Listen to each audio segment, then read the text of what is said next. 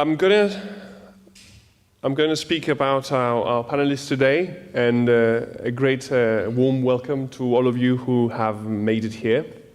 I'm going to start talking about each one's achievements in life up to this point and the topics they've talked to before, according to the order they're going to speak. First, Graham Speake. Graham Speake is the founder and chairman of the Friends of Mount Athos. He is a regular visitor to the Holy Mountain and was received into Orthodoxy there in 1999. Trained as a classicist, he holds degrees from both Cambridge and Oxford and is a fellow of the Society of Antiquaries. He's the author of 2 books about Mount Athos. Mount Athos, first Mount Athos, Renewal in Paradise, which won the 2002 Criticals Prize, and its sequel, A History of the Athonite Commonwealth, the Spiritual and Cultural Diaspora of Mount Athos. Secondly, Konstantinos Rigopoulos, who was graduated from Oxford Brookes University in Oxford with a Bachelor of Architecture degree. He received his diploma degree from the School of Architecture of the Aristotle University of Thessaloniki in Greece. He holds a Master of Science in Protection, Conservation and Restoration of Cultural Monuments from the Aristotle University of Thessaloniki. Since 2007, he has been working at the Center of the Preservation of the Athonite Heritage, KEDAK. His responsibilities are related to projects concerning restoration of the monuments of Mount Athos, and he has been recently appointed as Deputy Head in the Department of the Monument Conservation and Restoration Projects. Thirdly, Alice Mary Talbot, the only lady of our panel today. Dr. Alice Mary Talbot is a historian and has spent most of her career at Dumbarton Oaks, a research institute at Harvard University located in Washington, D.C. She served as an executive editor of the Oxford Dictionary of Byzantium, and for 12 years as Director of Byzantine Studies. Her scholarly interests have focused on monasticism, hagiography, and women's studies. Her recent books include The Life of St. Basil the Younger and The Holy Men of Mount Athos, a volume entitled Varieties of Monastic Experience in Byzantium between 800 and 1453, is currently in press at the University of Notre Dame. Fourthly, Douglas Dales is the Associate Anglican Priest in the East Downland Benefice in the Diocese of Oxford. For many years, he was chaplain of Marlborough College. Married with 3 grown-up children, he has now written a number of books of early medieval history and also of theology. He is a regular visitor of the Holy Mountain, Mount Athos, which he visits each year for a retreat at Letin Vatopedi and Simonopetra. In addition, his wife and he have both a strong friendship with the Orthodox monastery here in Essex, in England. And last but not least, Callistus Ware, Metropolitan Callistus of Dioclea, holds a doctorate in theology from the University of Oxford, where from 1966 to 2001, he was a fellow at Pembroke College and Spalding Lecturer in Eastern Orthodox Studies. He's a monk of the monastery of St. John the Theologian in Patmos and an assistant bishop in the Greek Orthodox Archdiocese of Thyatira and Great Britain. His publications include The Orthodox Church, 3rd edition in 2015, and The Orthodox Way. And he's the president of the Friends of Mount Athos. Firstly, I must now introduce Dr. Graham Speake to start. Will give us a talk about the ecumenical nature of Athos, a historical perspective. Please, you can. 17 years have passed since I last addressed your society on the subject of Mount Athos. I had then visited the mountain 10 times and been baptized there. I've now visited a further 9 times and published 2 books about its history. Display copies are available at the back for anyone who's interested in them. The mountain has become my spiritual home. And like a swallow in the spring, I go back there as often as I can. This evening I was asked to talk to you about the history of Mount Athos, but in fact I'm going to speak about the Pan-Orthodoxy of the mountain. For me, it's the Pan-Orthodoxy of Athos that is the jewel in its crown, and it has been so throughout its history. Athos is in Macedonia, and Macedonia, as everyone here would agree, is in Greece. But Athos is not Greek. Athos is the spiritual heart of the entire Orthodox world. And if it were ever to lose its Pan-Orthodoxy, it would lose the greater part of its raison d'être. Anyone who's been there, or anyone who has had the pleasure of sailing round the peninsula, which anyone can do, will agree that it is pretty inhospitable territory.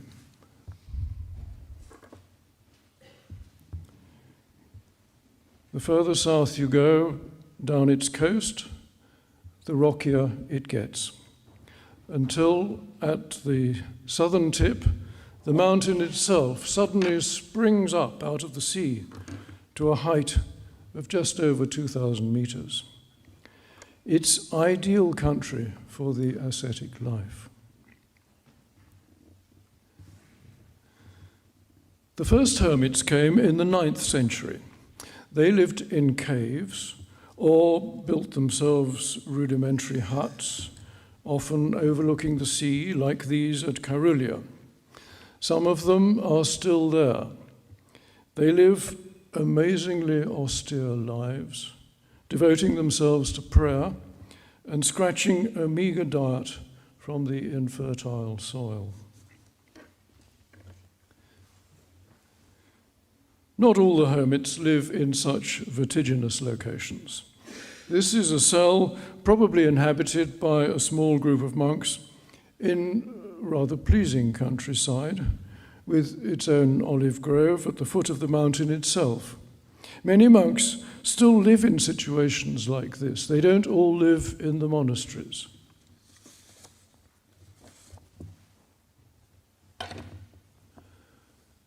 Around the year 960, Saint Athanasius the Athonite came to the mountain. He was a native of Trebizond on the Black Sea coast of Asia Minor, and he came first as a hermit. But he was a charismatic character and was already a friend of Nikephoros Phokas, the future emperor, who wanted his company on an expedition to liberate Crete from Arab pirates. Athanasius agreed to go, and Crete was duly recovered for the empire. And on the strength of their Cretan spoils, the 2 men planned to found a monastery, and Nikephoros agreed to become a monk. Athanasius returned to Athos and started to build.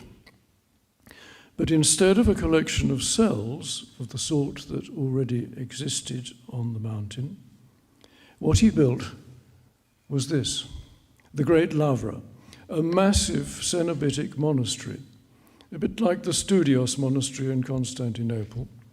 Inside, a protecting circuit of high walls. Nothing of the sort had ever existed on Athos before.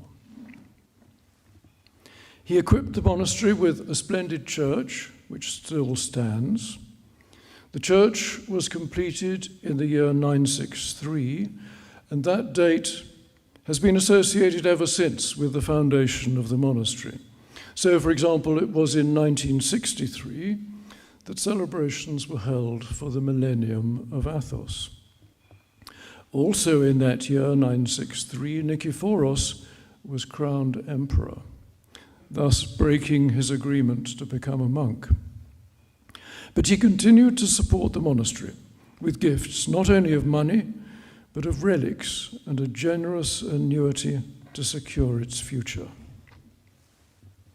Athanasios also built a refectory for his brotherhood, which is behind this painted facade, and still contains its original marble-topped tables. Now, with a church and a refectory, the fathers had somewhere to worship together and somewhere to eat together, which gave them the basic facilities for a cenobitic or common lifestyle.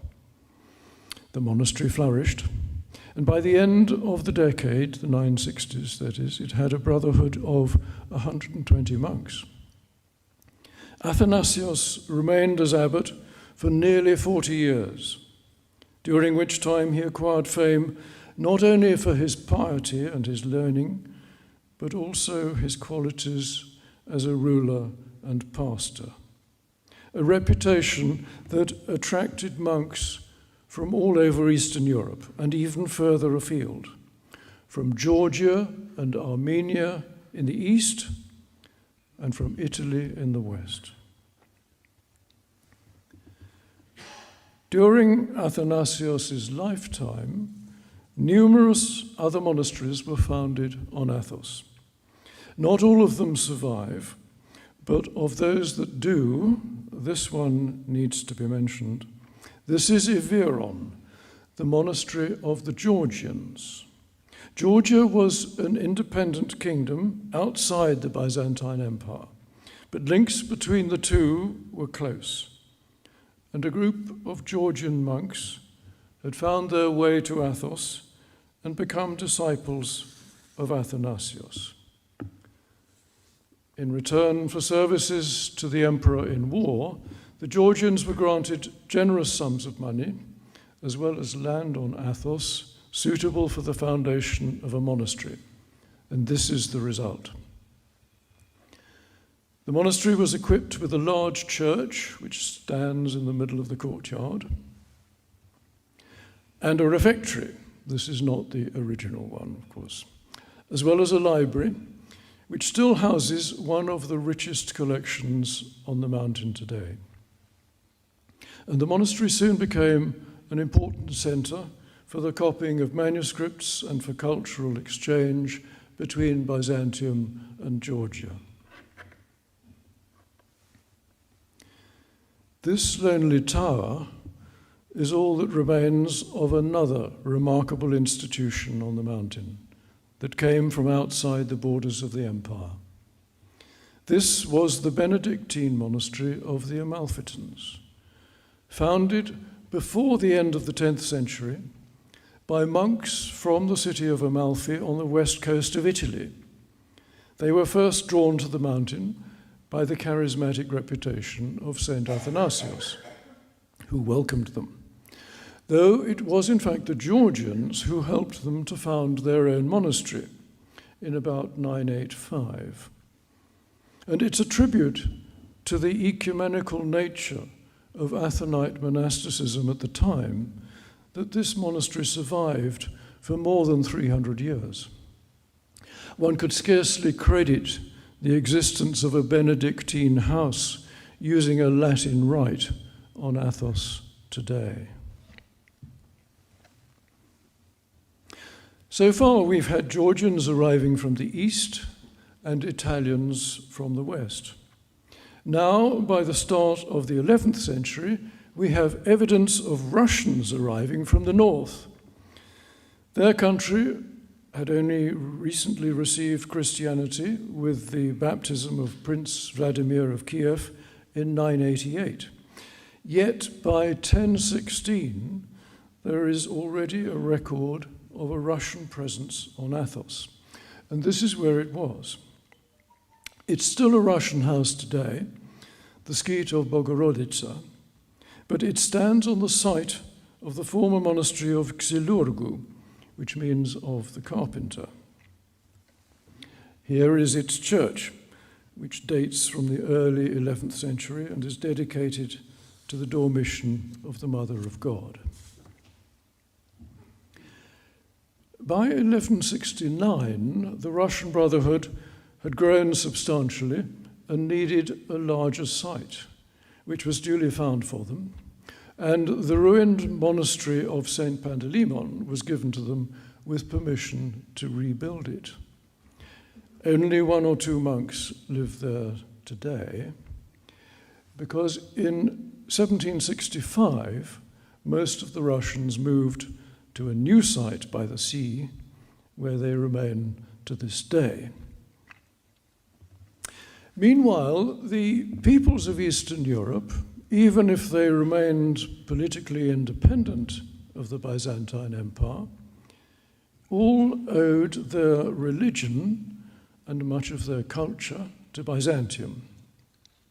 They shared common cultural values, and they formed an unofficial community which we now know as the Byzantine Commonwealth.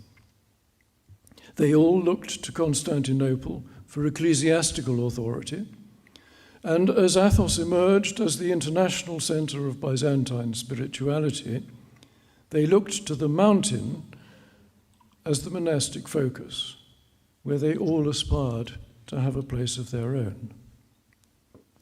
Thus they formed a new spiritual and cultural community, which I have named the Athonite Commonwealth. Next on the scene were the Serbs, who took advantage of the growing weakness of the empire in the late 12th century and cultivated cultural relations with their Byzantine neighbors. In 1193, a prince of the Serbian ruling family became a monk on Athos with the name Savas. 3 years later, his father abdicated and joined his son on Athos with the name Simeon. And in 1198, the two of them, Savas and Simeon, were granted ownership of a derelict Greek monastery, and together they founded the new Cenobitic monastery of Hilandar, which you see here. With support from Serbia, as well as from the emperor, the monastery flourished, and by 1204 it had 90 monks. It was equipped with the usual requirements for a Cenobitic monastery, such as this beautiful church, which was actually rebuilt in the 14th century. And the church contains the famous tricherosa, or three-handed icon of the Mother of God. And of course, a refectory, whose walls are decorated with fine frescoes of the saints. Hilandar Monastery is much loved by the Serbs and holds a central place in Serbian cultural memory. St. Savas is the country's patron saint, and you see him wherever you go. Bulgarians had probably been on Athos from the 10th century, but the monastery of Zographou, which is their monastery today, seems not to have become Bulgarian before the 13th century. Its port tower, shown here, dates probably from the late 15th century. The monastery itself lies a few kilometers inland and is surrounded by dense forest. And its massive church dates from the start of the 19th century and is dedicated to St. George. The Romanians were not organized ecclesiastically before the 14th century, when the metropolitanates of Moldavia and Wallachia declared their allegiance to Constantinople.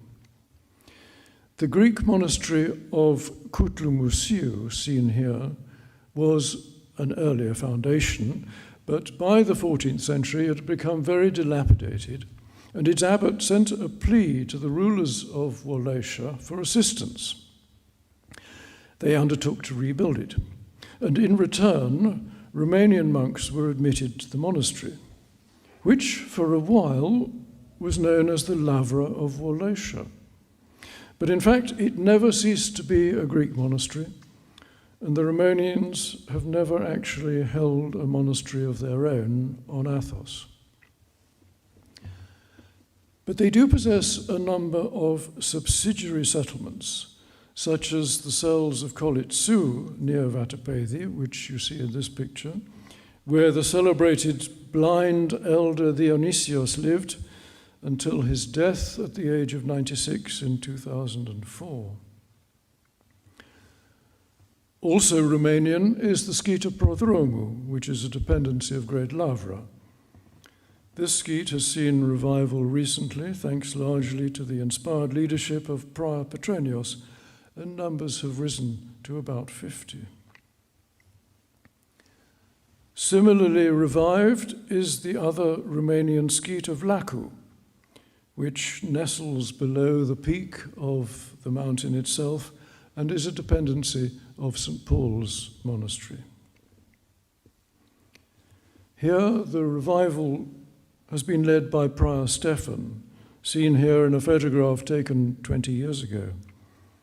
As at Prodromu, numbers here have also risen to about 50. They were down to 1 in the 1970s.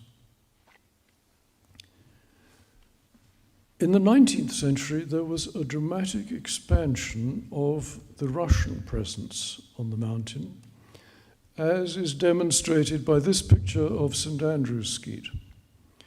It housed nearly 1,000 monks at its height, and in the first decade of the 20th century, Slavs were actually in a majority on Athos, outnumbering Greeks. But then the bubble burst. They were split by heresy, and half of them were deported.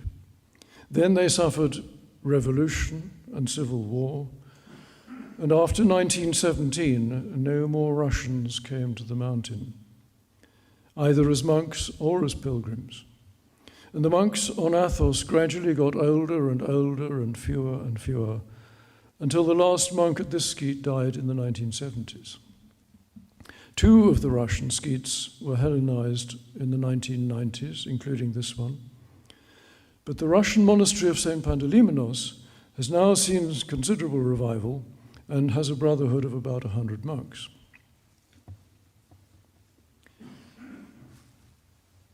In 1912, Athos was finally liberated from the Ottoman Empire. And here is the Holy Epistasia, or governing body of the mountain, for that year, proudly guarded for the first time by Greek Evzones. Athos continued to produce holy men throughout the 20th century, and still does so today. Here, for example, is the celebrated hermit of Karulia, the Russian Father Nikon, who died in 1963. Now, this is a brand new fresco at Kolitsu, which I saw for the first time this year, and which shows some of the greatest new saints of Athos. From the left, you see portrayed, first of all, Saint Silouan, the great Russian elder who's revered throughout Russia today. Then Saint Porphyrios of Kafsakolivia, famous for his gifts of spiritual discernment, who was canonized as recently as 2013. Then Saint Paisios, who was canonized by the Ecumenical Patriarchate only 3 years ago, and whose icon you see everywhere in Greece today. And then St. Gideon of Karakalu, the new martyr. That's a brand new fresco just put up in the Romanian cells at Kolitsu. This is Elder Joseph the Hesychast, who lived in a remote cell in the Athenite desert, and who is regarded as one of the chief architects of the revival that took place on Athos in the second half of the 20th century. This is the cell where he lived. His disciples went out from there to revive no fewer than 6 Athenite monasteries. One of them was Elder Joseph of Vatapedi, seen here on the left of this photo, while his spiritual child, Abbot Ephraim of Vatapedi, on the right, tonsures a new monk. And now we come full circle. As I said earlier, the Georgians were among the first to acquire a monastery of their own on Athos in the 10th century, though they lost control of it in the 14th century. But recently, Georgian monks have been returning to the mountain. And here we see new cells being built by the monastery of Vatopedi specifically to accommodate Georgian monks. And here in my last picture is Patriarch Kirill of Moscow visiting the Serbian monastery of Hilandar in 2013. There is no question that the Russians are back. The Pan-Orthodoxy of Athos is as vibrant as ever, and Athos remains the spiritual heart of the entire Orthodox world. Thank you.